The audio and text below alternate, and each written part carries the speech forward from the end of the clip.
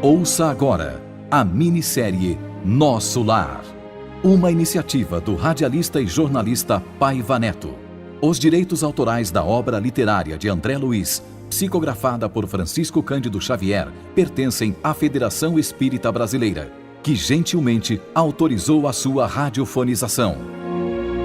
Realização: Rede Boa Vontade de Comunicação. Fundação José de Paiva Neto.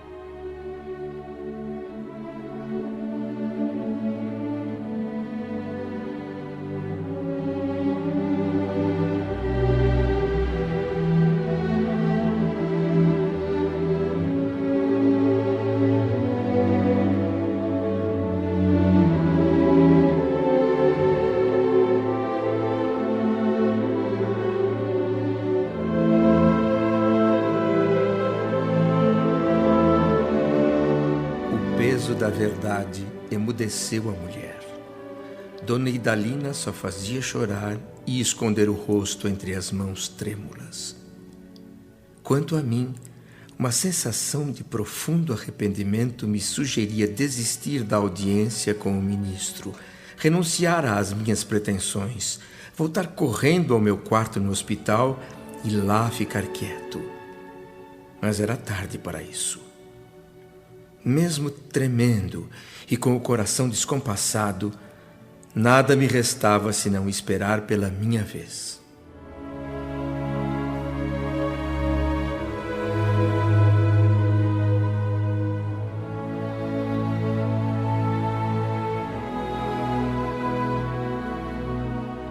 Senhora Idalina, não duvido da sua dedicação aos filhos queridos, mas na condição em que se encontra, seria como uma mãe paralítica, incapaz de prestar socorro justo.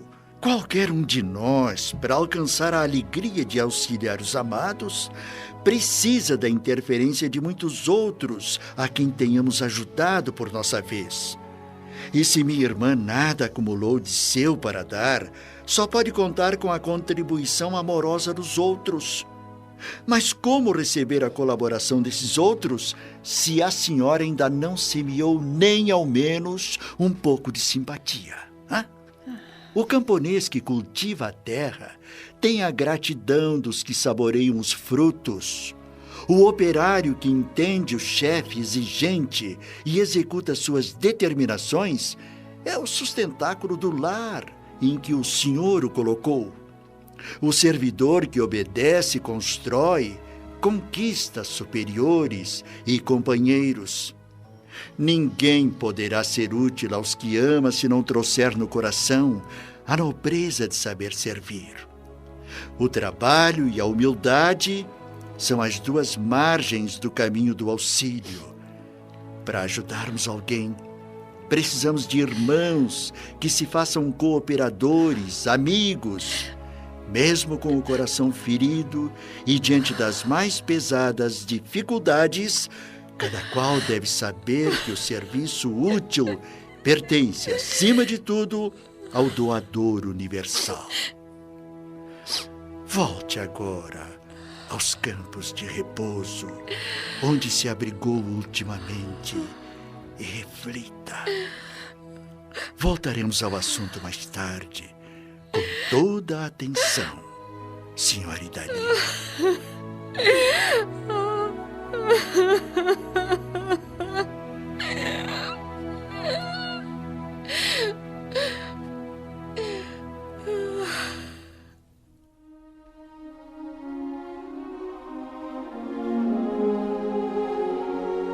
Eu estava dividido entre a compaixão pela pobre mulher e a reflexão sobre as verdades desferidas pelo sábio Clarencio.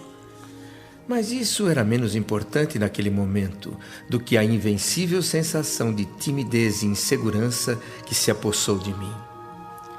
Um menino intimidado por examinadores rigorosos não estaria tão apavorado quanto eu. Vendo a velha senhora desfeita em lágrimas, levantando-se e saindo vacilante, pensei em quanta sabedoria existe no saber calar, aprender a esperar deliberações superiores com paciência e resignação. Que presunção descabida a minha, pedir atribuições de médico num hospital onde eu não passava de enfermo. Quis renunciar, desistir, inventar um pretexto qualquer e sair correndo dali. Mas era impossível. O velho ministro, como se lesse meu pensamento, sorriu e disse em tom firme: Pronto, André, pronto. Agora vamos ouvir você. Diante do inevitável, reuni a coragem que pude e pensei em solicitar ao ministro qualquer serviço médico em nosso lar. A indecisão me dominava e a consciência me advertia. Por que pedir um serviço especializado? Não seria repetir os erros humanos? Não seria um incentivo à vaidade que não aceita serviços diferentes daqueles que os títulos nobiliárquicos ou acadêmicos nos autorizam? Dei um longo suspiro de alívio ao notar que essa ponderação me equilibrava a tempo. Escolhi as palavras o melhor que pude e falei.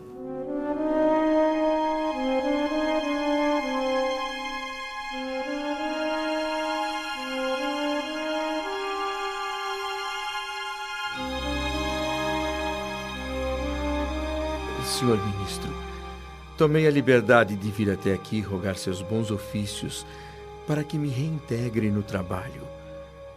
Ando saudoso das minhas atividades, ainda mais agora que a generosidade de todos aqui em nosso lar me devolveu a saúde, a bênção da harmonia orgânica. Qualquer trabalho útil me interessa, desde que me afaste da inatividade. Meu caro André, por força da experiência de tantos anos, como ministro do auxílio, tenho aprendido a ouvir palavras e a perceber intenções. Eu já sei. Verbalmente você me pede qualquer gênero de tarefa, mas no fundo sente falta dos seus clientes, do seu gabinete de médico, do ambiente de trabalho com que o Pai Eterno honrou sua personalidade na terra. Não é isso? Para ser franco, sim, ministro Clarencio. E agradeço por sua compreensão. O que acaba de dizer é a pura verdade. Mas convém notar, no entanto, que às vezes o Pai nos honra com a sua confiança e nós desvirtuamos os verdadeiros títulos de serviço. Você foi médico na terra, sempre cercado de todas as facilidades, a começar pelos estudos. É verdade. Nunca soube o preço de um livro, porque seus pais, muito generosos, custeavam todas as suas despesas. Logo depois de graduado, começou a receber honorários compensadores, não teve sequer as dificuldades do médico pobre, geralmente obrigado a criar e manter laços de amizade para poder clinicar. Você prosperou tão rapidamente, André, que transformou as facilidades conquistadas em carreira para a morte prematura do corpo. Enquanto moço e sadio, cometeu inúmeros abusos, desrespeitando o ambiente de trabalho a que Jesus o conduziu. Reconheço a procedência de suas observações, ministro. Então. E o que venho pedir é justamente um meio de resgatar meus débitos. Eu gostaria de poder consagrar cada minuto de minha vida aqui na colônia aos enfermos do parque hospitalar. Cada tipo de profissão, André, na Terra, é um convite do Pai Eterno para que o homem, através de suas tarefas, possa entrar nos templos divinos do trabalho. Para nós, aqui na espiritualidade, o título é simplesmente uma ficha, enquanto no mundo ele representa o passaporte para todos os disparates. Essa ficha, André, habilita o ser humano a aprender o serviço e a servir ao Senhor em suas atividades no planeta. Excluída a convenção de alguns setores específicos, esse princípio é aplicável a todo tipo de trabalho na Terra. Meu irmão André recebeu uma ficha de médico, penetrou o templo da medicina, mas sua atuação lá dentro fugiu das normas, razão por que eu não posso atender aos seus desejos atuais. Como transformar você, de um momento para o outro, em médico de espíritos enfermos, quando se limitou a conhecer somente o corpo físico? Não nego sua capacidade de excelente fisiologista, mas o campo da vida é muito extenso. Imagine, André, um botânico que pretendesse criar definições a partir das cascas secas de algumas árvores. Muitos médicos na Terra tiram conclusões apenas matemáticas, com base na anatomia. Tenho todo o respeito pela matemática, mas ela não é a única ciência do universo. Como você pode reconhecer agora, o médico não deve ficar estacionado só nos diagnósticos e terminologias. É preciso penetrar a alma humana, sondar suas profundezas. Quantos e quantos profissionais da medicina no planeta são prisioneiros das academias porque a vaidade roubou deles a chave do cárcere. Raríssimos conseguem superar os interesses inferiores, vencer os preconceitos comuns. E esses, que são honrosas exceções, recebem as zombarias do mundo e o escárnio dos colegas.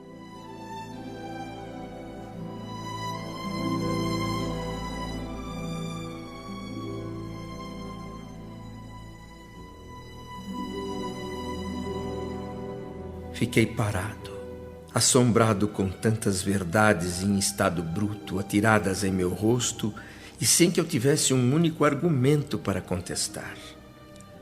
Nunca em toda a minha vida conhecera tais noções de responsabilidade profissional. Um título acadêmico reduzido a simples ficha de ingresso num campo de trabalho.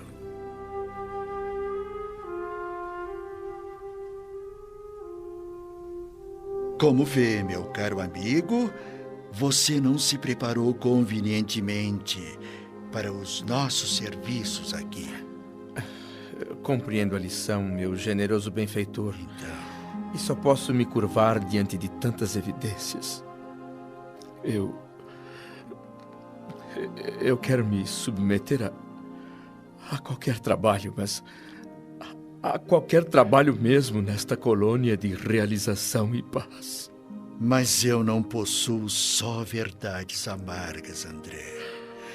Afinal, tenho que lhe dar algum estímulo. Você não pode ainda ser médico aqui em nosso lar, mas oportunamente poderá assumir o cargo de aprendiz. Compreendo, ministro Clarencio. Além do mais, minha posição atual não é das melhores. Mas pode-se dizer que é confortadora. Muitas intercessões têm chegado ao Ministério do Auxílio a seu favor. Intercessões a meu favor? Sim. Mas só podem ser de minha mãe? De sua mãe e de amigos, André. Assim que você chegou à nossa colônia, o Ministério do Esclarecimento mandou-me suas notas para que eu as examinasse com atenção. E então?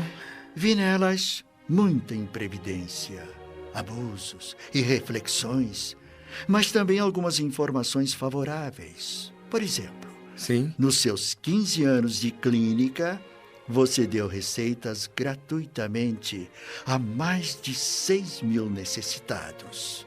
Na maioria das vezes, praticou esses atos de caridade só por fazer. Mas mesmo sendo assim, a prática do bem sempre acaba por espalhar bênçãos em nossos caminhos. De todos esses que você atendeu sem cobrar, pelo menos 15 nunca o esqueceram, André. E tem enviado até aqui comoventes apelos a seu favor. Não diga. Na verdade, mesmo o benefício feito aos indiferentes aparece aqui a seu crédito. Depois de aprender novas lições e de viver muitas experiências úteis, meu amigo André estará pronto para o futuro infinito.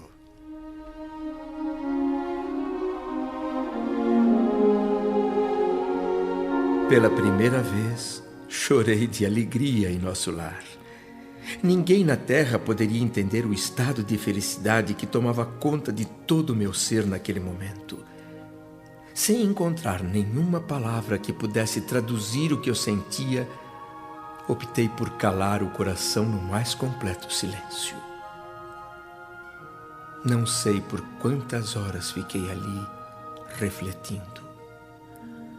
Noutro tempo, me sentiria ofendido se alguém me fizesse observações aparentemente tão ríspidas.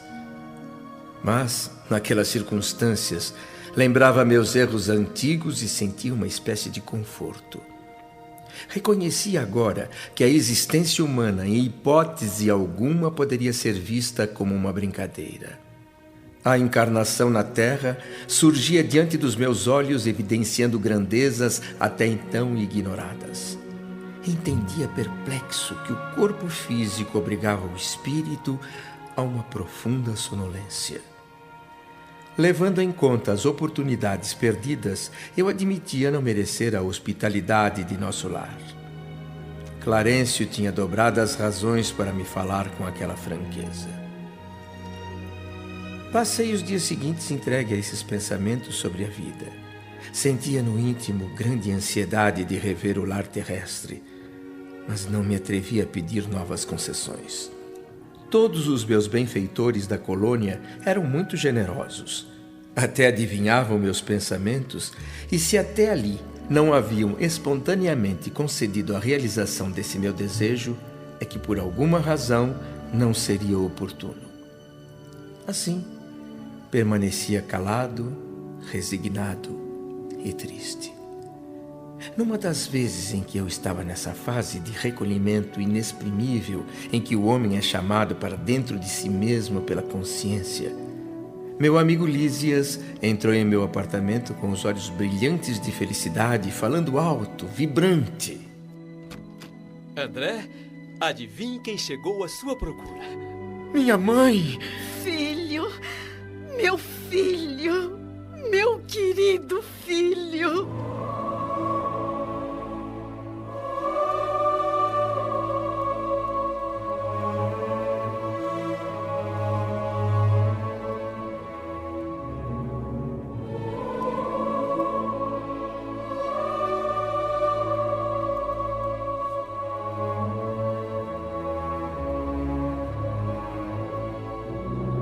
Não sei dizer o que se passou então. Voltei a ser criança como nos tempos em que brincava sob a chuva com os pés descalços da areia do jardim de casa. Eu chorava e abraçava carinhosamente a minha mãe, beijava e afagava a sua cabeça pequenina e branquinha, misturava minhas lágrimas com as lágrimas dela, olhava todos os detalhes de sua roupa, o vestido escuro, as meias de lã e a mantilha azul que lembravam tanto seus velhos trajes caseiros. Sem conseguir articular uma única frase, eu olhava o rosto enrugado, o olhar doce e calmo de todos os dias, os cabelos parecendo fios de neve. Eu era naquele momento o mais venturoso dos homens. Minha mãe estava ali comigo. O barco de todas as minhas esperanças não poderia ter ancorado em porto mais seguro.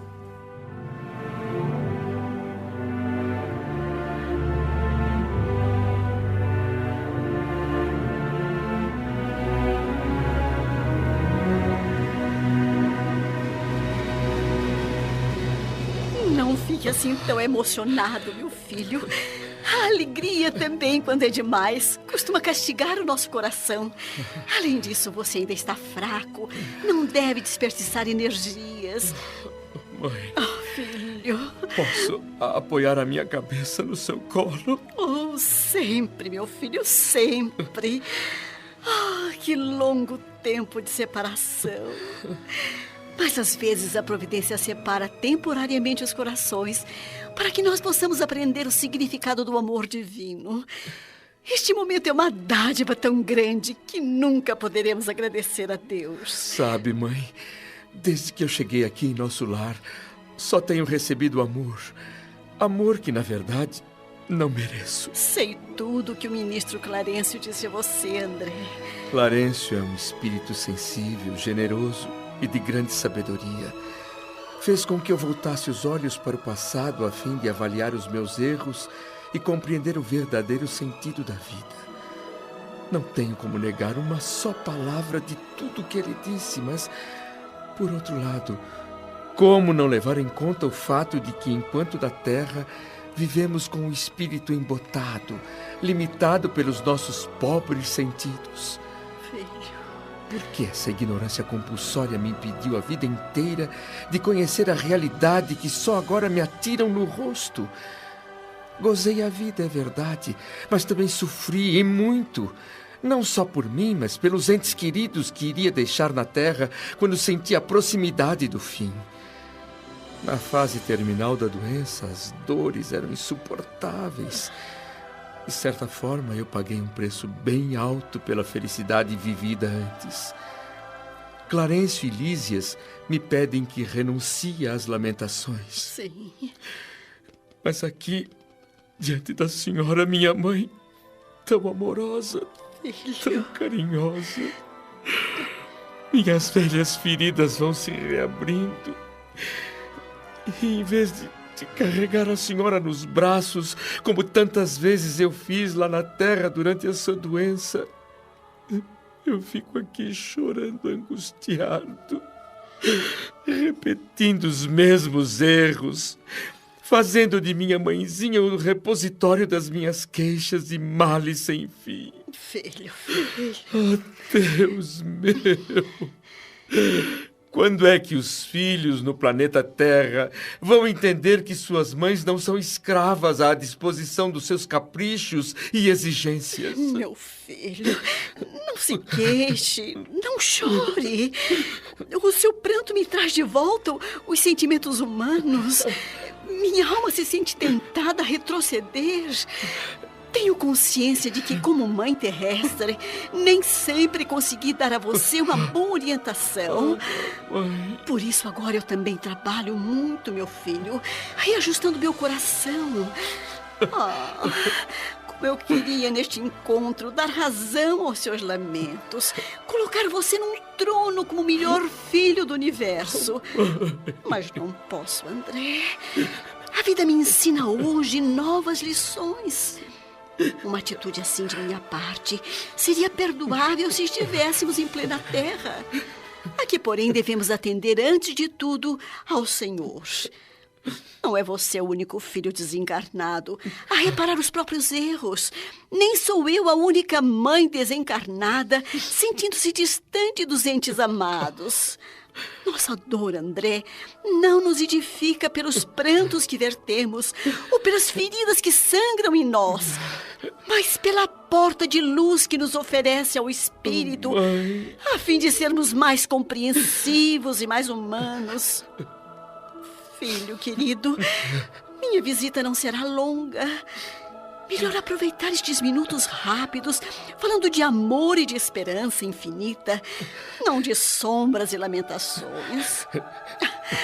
Vamos, mude agora mesmo a sua atitude mental. Sinta-se alegre, disposto a trabalhar incessantemente pela sua própria evolução. Entenda, meu amado menino, este nosso encontro é mais uma preciosa bênção. Um presente da misericórdia divina, André. Antes de tudo, temos de agradecer ao Pai por esta reaproximação. Sim, mãe, sim. Pense que estamos numa escola diferente agora. Sinto grande conforto e sublime felicidade na sua ternura de filho, André. Mãe. E lhe ofereço todo o amor que existe no meu coração. Mas neste meu caminho agora, só posso olhar para frente e seguir adiante. Não há retorno. Não posso retroceder.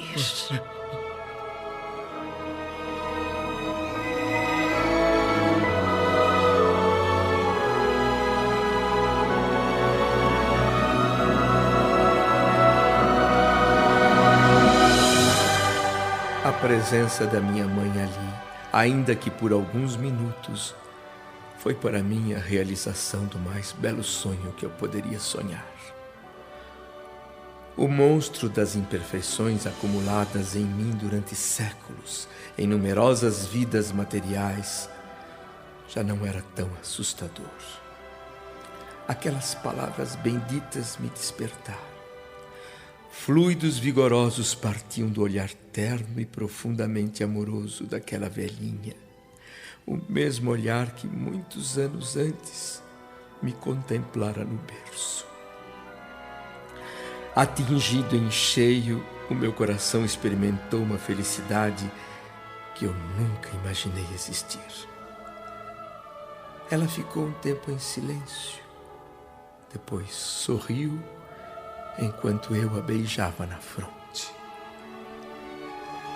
Não me lembro de ter visto minha mãe mais bela em toda a minha vida.